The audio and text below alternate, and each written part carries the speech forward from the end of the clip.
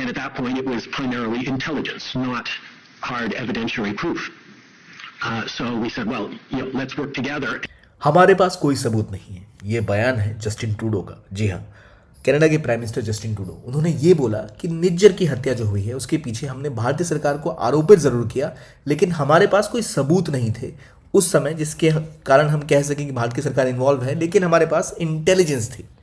और ये बयान उन्होंने दिया जो अभी आपने देखा भी, ये उनके पब्लिक इवेंट में एक जगह इन्वेस्टिगेशन चल रही थी फॉरेन इंटरफेरेंस की, यानी कनाडा की पॉलिटिक्स में जो विदेशी ताकतें हैं वो इन्वॉल्व हैं, इसको लेकर एक इंक्वायरी बैठी, उसके कुछ सवालों के जवाब वो दे रहे थे। उस जवाब में उन्होंने ये कहा कि जब निज्जर की हत्या हुई और उन्होंने भारतीय सरकार के ऊपर पब्लिकली आरोप लगाए, तब उनके पास आरोप लगाने के लिए, स्टेटमेंट देने के लिए कोई पुख्ता एविडेंस नहीं था। और उन्होंने कहा कि भारत सरकार को हमने कहा देखिए आप कोऑपरेट करिए।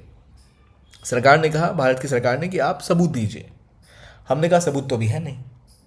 अब इसी बात पे भारत सरकार का कहना है कि भाई जब हम कह चुके थे कि हमारे पास सबूत दिए ही नहीं गए सरकार के द्वारा और ये बेबुनियाद आरोप है, तुम सही कह रहे थे। और ठीक इसी को लेकर भारतीय गवर्नमेंट की स्टेटमेंट आती है कि प्राइम मिनिस्टर, कनाडा के जो प्राइम मिनिस्टर हैं जस्टिन ट्रूडो, इनका ये बिहेवियर गैर जिम्मेदाराना, लापरवाह है, और उनके इसी लापरवाह गैर जिम्मेदाराना एटीट्यूड की वजह से भारत और कनाडा के संबंध इस लेवल पर आ चुके हैं जहां ये संबंध खराब हो रहे हैं। और इसकी जिम्मेदारी पूरी तरह से कनाडा के प्राइम मिनिस्टर के ऊपर है, क्योंकि इनके पास कोई सबूत नहीं थे, फिर भी इन्होंने इंडिया के ऊपर आरोप लगाए, जो एक बहुत ही गलत तरीका है और लापरवाही भरा है। कोई भी प्राइम मिनिस्टर किसी भी देश के ऊपर यूं ही आरोप नहीं लगा सकता सिर्फ इंटेलिजेंस के बिना पर।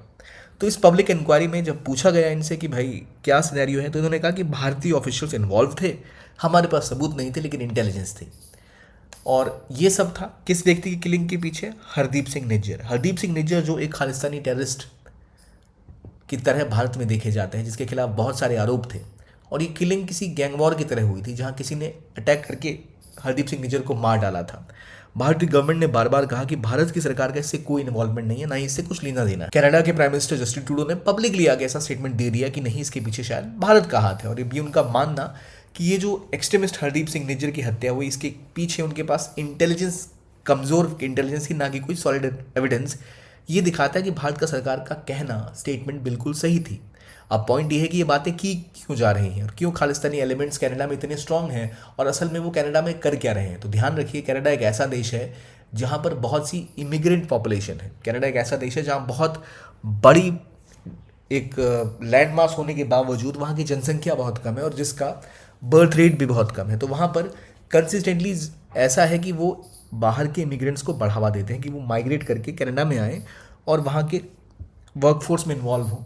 जिसी कारणवश वहाँ पर कनाडा से भी, इंडिया से, पंजाब से, कई राज्यों से, कई देशों से लोग वहाँ पहुँचे, जिसमें पंजाब के रीजन से भी कई सारे लोग कनाडा में गए हैं। और वहीं पर जो खालिस्तानी एलिमेंट्स हैं उनको एक अच्छी जगह मिली जहाँ से वो अपने एजेंडा को स्ट्रॉन्ग कर सकें। धीरे धीरे वहाँ की माइनॉरिटी पॉपुलेशन बढ़ने लग गई, जहाँ पे ऑलमोस्ट 2.5% हिंदू, 2.5% सिख्स, कुछ ऐसे पॉपुलेशन का शेयर वहाँ की माइनॉरिटीज़ का है। और उन केसेस में वहाँ पर फिर शुरू हुई वोट बैंक की पॉलिटिक्स, जहाँ पर कई ऐसे पॉलिटिकल ग्रुप बन गए जो खालिस्तानी एलिमेंट्स को बढ़ावा देने लग गए वोट लेने के लिए, और इनको सपोर्ट करने लग गई पाकिस्तान की ISI और वहाँ की पॉलिटिक्स। जब हम कनाडा की बात करते हैं तो वहाँ ऑलरेडी जस्टिन ट्रूडो की पार्टी को भी जो समर्थन मिलता रहता है, उनमें NDP की पार्टी जो है वो ऑलरेडी प्रो खालिस्तानी देखी जाती है। इससे पहले भारतीय सरकार ने कनाडा को लगातार सबूत दिए, कहा कि देखिए आपके देश में भारत के खिलाफ एजेंडा चल रहा है, इंदिरा गांधी की किलिंग के ऊपर जुलूस निकलना, प्राइम मिनिस्टर मोदी को पब्लिकली मारने की धमकी देना, भारतीय लोगों को कनाडा से निकल जाने की धमकी देना, एयरक्राफ्ट हाईजैक करने की धमकी देना, चाहे वो गुरवंत सिंह पन्नू हो या फिर हरदीप सिंह निज्जर या सिख फॉर जस्टिस जैसी ऑर्गेनाइजेशन, उन्होंने कंसिस्टेंटली भारतीय ऑफिशियल को निशाना बनाया है। हरदीप सिंह निज्जर की मौत के बाद जब आरोप भारत के ऊपर लगाए तो उसका इस्तेमाल वहाँ के खालिस्तानी ग्रुप्स ने भी भर भर के किया, और भारतीय एम्बेसी को टारगेट करते हुए भारतीय ऑफिशियल, चाहे संजय कुमार वर्मा हो, अपूर्व श्रीवास्तव हो, तरनजीत सिंह संधू हो या सुशील कुमार हो, इन सब को क्लियरली फोटोज़ के साथ टारगेट करते हुए दिखाया गया और कहा कि ये कारण है इस व्यक्ति की हत्या के पीछे, इसलिए इन्हें ख़त्म करने की डिमांड तक की गई। किल इंडिया जैसी कैंपेन्स रन की गई पूरे कनाडा में, और जब भारत की सरकार ने कनाडा से कहा कि आप इसके खिलाफ एक्शन लो तो उन्होंने कुछ नहीं किया। भारत में सिंगर सिद्धू मूसेवाला की किलिंग हो या कनाडा में हो रहे लगातार काउंटर शूटआउट्स हों, इन सब के पीछे वहाँ की गैंग्स एक्टिव हैं, जिनमें खालिस्तानी एलिमेंट्स काफ़ी ज़्यादा पॉपुलर है और काफ़ी ज़्यादा पावरफुल भी है, लेकिन पॉलिटिक्स और वोट बैंक पॉलिटिक्स के लिए कनाडा की गवर्नमेंट ने इसको साइड लाइन किया, खासतौर पे जस्टिन ट्रूडो और उनकी पार्टी ने भी इसे इग्नोर करना आम कर दिया है। कनाडा की सड़कों पर भारतीय ग्रुप और एंटी इंडिया खालिस्तानी ग्रुप्स के बीच में कभी कभी झड़प भी देखी गई है और ऐसे जुलूस निकालना, इमेजिन करिए कि भारत में कोई ग्रुप हो जो कनाडा के प्राइम मिनिस्टर को मारने की धमकी दे, उनके फ्लाइट्स को हाईजैक करने की धमकी दे, यहाँ से ऐसे जुलूस निकाले तो क्या होगा? भारत की सरकार उनको रोकेगी या नहीं रोकेगी? बिल्कुल रोकेगी। आप किसी को मारने की धमकी कैसे दे सकते हो, उसको सेलिब्रेट कैसे कर सकते हो? लेकिन कनाडा में ये खुलेआम हो रहा है और कनाडा के कई ग्रुप्स ने इसका विरोध भी किया था, लेकिन जस्टिन ट्रूडो ने इसके खिलाफ एक्शन नहीं लिया। और अब वो जब उनके ही घर चीज़ें आई हैं तो भारत पे आरोप लगाना उनका पहला रिएक्शन हो गया है इस पब्लिक स्टेटमेंट में, जहां उन्होंने एक्सेप्ट किया कि भारत के खिलाफ पब्लिक स्टेटमेंट देने से पहले उनके पास एविडेंस नहीं थे। उनके पीछे ना एक और बड़ी वजह है, वो है ये जगमीत सिंह। जगमीत सिंह एक बहुत बड़ा पॉलिटिकल फिगर बनते जा रहे हैं कनाडा में। कनाडा की एनडीपी, न्यू डेमोक्रेटिक पार्टी के leader Jagmeet Singh pro Khalistani element की एक आवाज़ बन के उभरे हैं कनाडा में, कैनेडियन पॉलिटिक्स में, मेन स्ट्रीम पॉलिटिक्स में।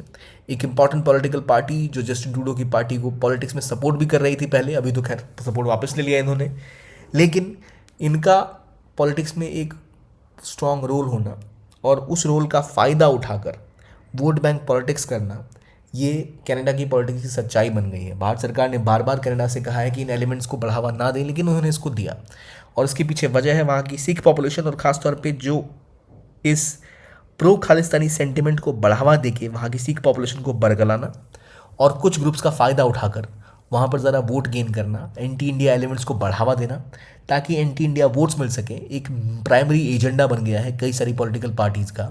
और इसीलिए कनाडा इन सब को इग्नोर करता जा रहा है। हरदीप सिंह निज्जर की हत्या, जो एक प्रॉपर खालिस्तानी व्यक्ति थे, अलगाववादी नेता जिसके खिलाफ भारत में कई सारे केसेस हैं। पंजाब में जब खालिस्तानी एलिमेंट्स के द्वारा हमले किए गए हैं, कई सारे जो ड्रग्स, वेपन्स और अटैक्स के मामलों में, गैंग वॉर्स के मामलों में खालिस्तानी कनेक्शंस को जोड़ा गया है। जब उसकी चीज़ें भी एविडेंस के तौर पे कनाडा को प्रोवाइड की थी तो कनाडा ने कुछ करने से मना कर दिया।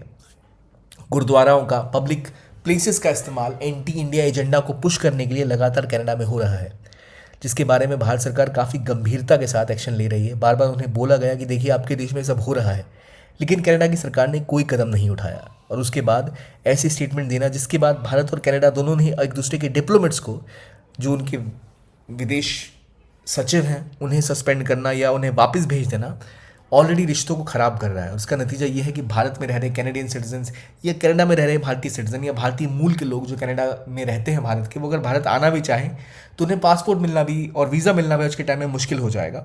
और ये दिक्कतें बढ़ रही हैं इन एलिमेंट्स की वजह से। बात आज की नहीं है, 2016 के समय से ही भारत ने कनाडा को कंसिस्टेंटली बोला कि वहाँ पर एंटी इंडिया एक्टिविटी हो रही है। ब्रिटिश कोलंबिया जो एक राज्य है कनाडा का, वहाँ पर प्रॉपर तरीके से एक कैंप चल रहा है जहाँ मिलिट्री ट्रेनिंग दी जा रही है। खालिस्तानी टेरर फोर्स ने एक पूरा मॉड्यूल बनाया हुआ है जिससे वो भारत के पंजाब राज्य में अशांति कर सकते हैं और वहाँ पर इन ट्रेन लोगों को भेजकर हिंसा फैलाने का काम भी कर सकते हैं। इन्हें रोकने की ज़रूरत है। इमेजिन करिए पठानकोट के अटैक के टाइम 2016 में ही ये सब एविडेंस कनाडा की सरकार को भारत ने दिया था, लेकिन वहाँ की सरकार ने कोई कदम नहीं उठाया। तो ये दिखाता है सीधे तौर पर कि किस तरह की कनाडा की गवर्नमेंट ने इन चीज़ों को इग्नोर किया वोट बैंक पॉलिटिक्स के लिए, और अब उसी वोट बैंक पॉलिटिक्स का फ़ायदा उठा के सीधा सीधा इंडिया के ऊपर आरोप लगाया जा रहा है। चाहे एनडीपी की बात हो, जगमीत सिंह की बात हो, सिक्स फॉर जस्टिस और ऐसे मिलिटेंट ग्रुप्स जो इंडिया के खिलाफ एक्टिविटीज़ कर रहे हैं, उनको पनाह देने में कनाडा सबसे आगे निकल चुका है। और अगर इन्हें नहीं रोका गया तो भारत के ऊपर उनका आरोप लगाना कि लॉरेंस बिश्नोई ग्रुप को भारतीय ऑफिशियल सपोर्ट कर रहे हैं और इसकी वजह से वहाँ पर गैंग वॉर्स हो रही है, ये कुछ ज़्यादा ही फार फेच सिचुएशन है, क्योंकि वहाँ खुद ही कई खालिस्तानी एलिमेंट्स ने गैंग्स रन करके रखी हुई है। प्रवीण स्वामी का अगर आप आर्टिकल पढ़ते हैं तो वहाँ उसके बारे में आपको डिटेल से चीज़ें पता लगती हैं, लेकिन उनको नज़रअंदाज करके जस्टिन ट्रूडो भारत को निशाना बनाने में लगे हुए हैं। देखते हैं चीज़ें आगे कहाँ जाती हैं। आई होप शांति रहे और चीज़ें आगे ना बढ़ें, लेकिन अभी एक एफआईआर और चार्जशीट की जाएगी, वहाँ किसका नाम आता है देखने वाली बात होगी। इस वीडियो के लिए इतना ही। देखने के लिए धन्यवाद। कीप ऑन वॉचिंग PW ज्ञान कोश।